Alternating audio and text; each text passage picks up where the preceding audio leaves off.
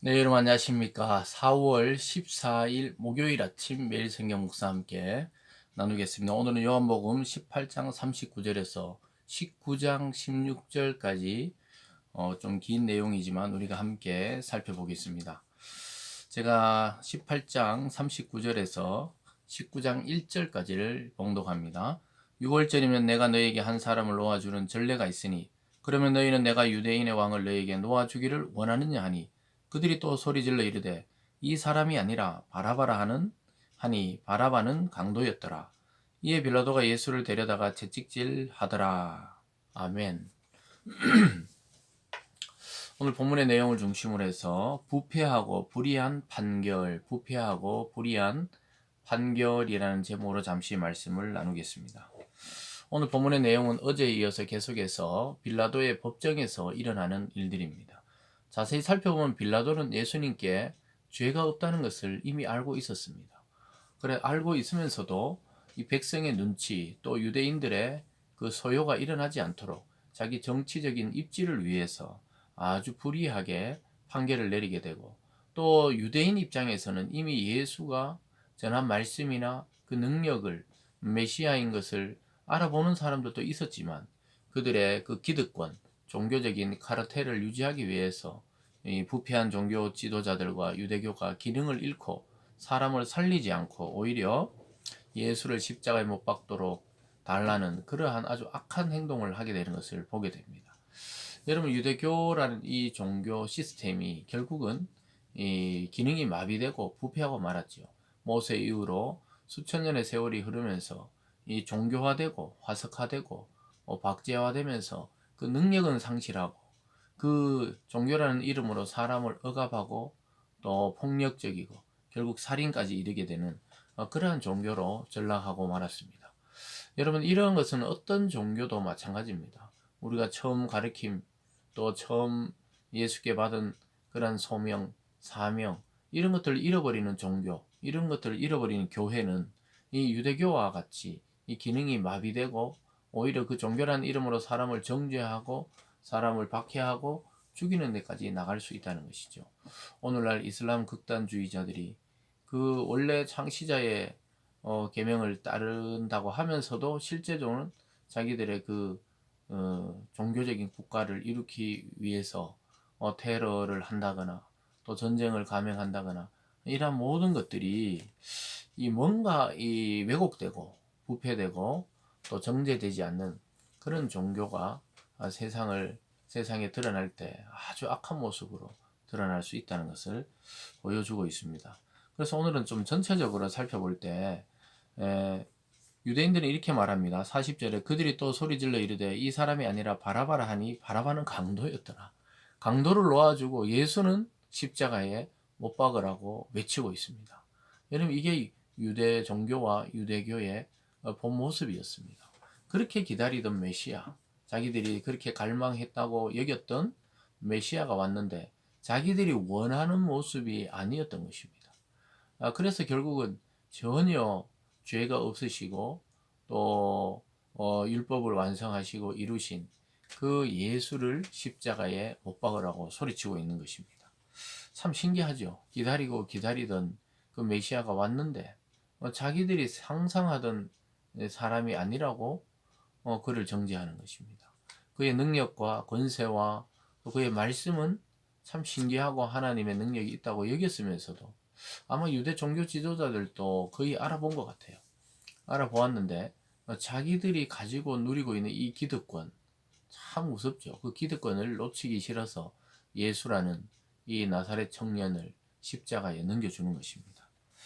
그러면서 19장 1절에 이에 빌라도가 예수를 데려다 채찍질을 하더라. 구린이 가시나무로 관을 엮어 그의 머리에 씌우고 자색 옷을 입히고 앞에 가서 이르되 유대인의 왕이여 평안할지다며 손으로 때리더라.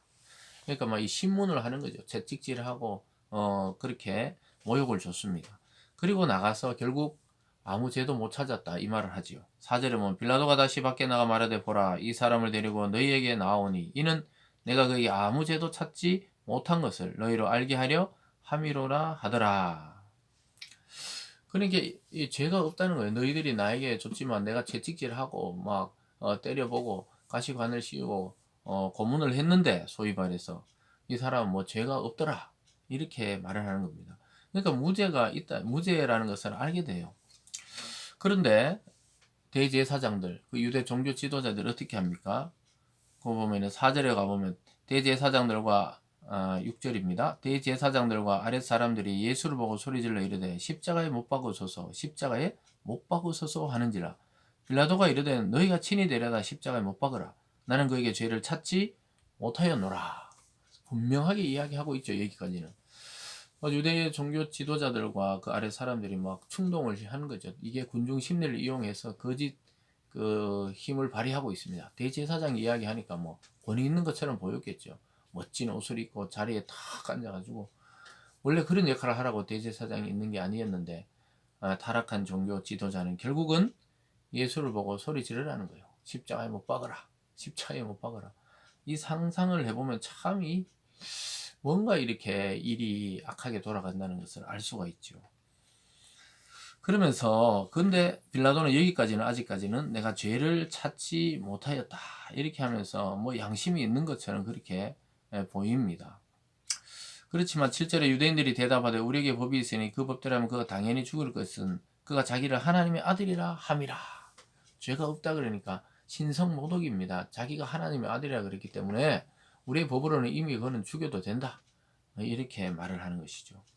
여러분 이 유대 종교 지도자와 유대교의 이 기능이 마비됐다는 게 보이십니까? 원래 하나님의 율법과 말씀은 사람을 살리는데 목적이 있죠.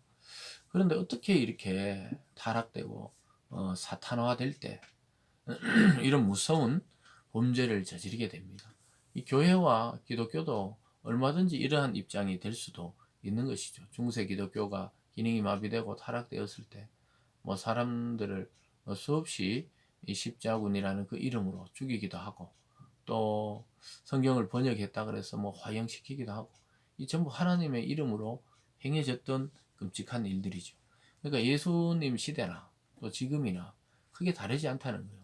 그래서 우리가 진리의 본질 또 주님의 말씀의 본질을 벗어나면은 이 말씀으로 오히려 자기 자신과 또 타인을 욕되게 하고 정죄하고 비난하고 또 십자가에 영적으로 보면 십자가에 못 박듯 그러한 고난을 주는 그러한 종교가 될 수도 있다는 것이죠. 그래서 우리는 언제든지 이 신선함과 또 순수함을 유지하려고 몸부림쳐야 되지 그렇지 않으면 금방 타락하고 마는 것입니다.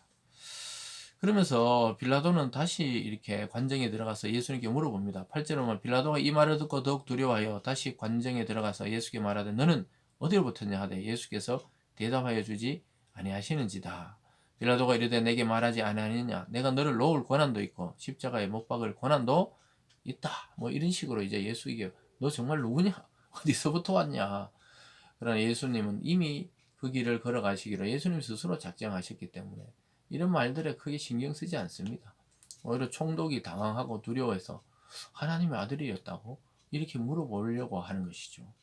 예수님은 당당하게 이렇게 말합니다. 11절에 예수께서 대답하시되 위에서 주지 아니하셨더라면 나를 해할 권한이 없었으리니 그러므로 나를 내게 넘겨준 자의 죄는 더 크다 하시니라.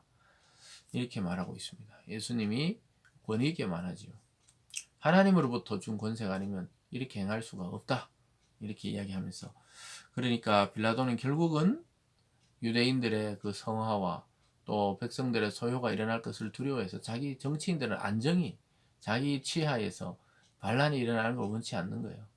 그래서 이렇게 판결합니다. 12절에 보면 이러함으로 빌라도가 예수를 놓으려고 힘썼으나 유대인들이 소리질러 이르되 이 사람을 놓으면 가이사의 충신이 아니니이다. 무릇 자기를 왕이라 하는 자는 가이사를 반역하는 것이니라.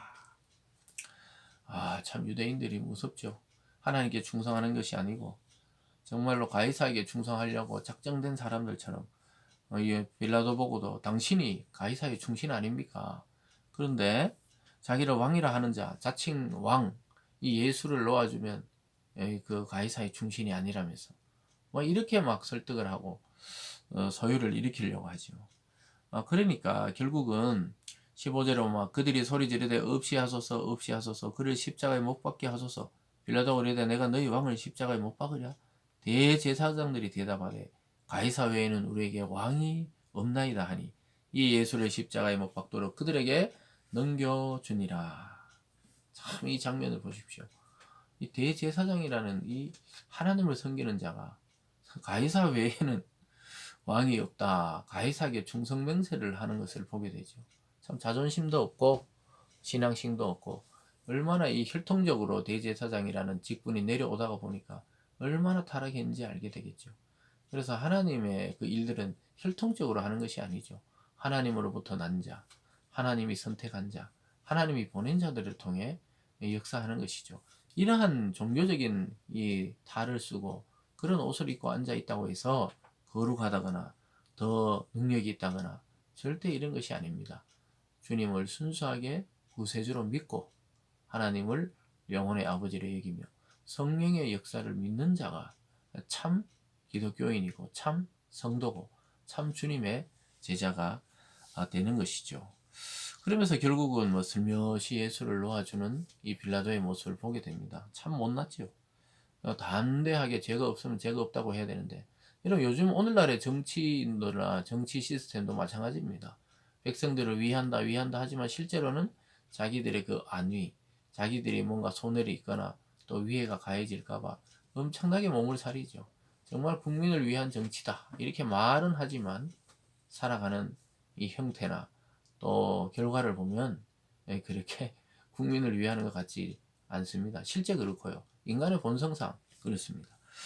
종교라는 것도 마찬가지예요. 우리 거대 시스템에 그 기대면 안 됩니다. 거대한 종교 시스템, 또 유명한 목사, 또 유명한 무슨 뭐 지도자 이런 데 기댈 필요가 없어요. 오직 우리의 지도자, 또 참 스승이 되시는 분은 예수 한 분뿐이라는 사실입니다.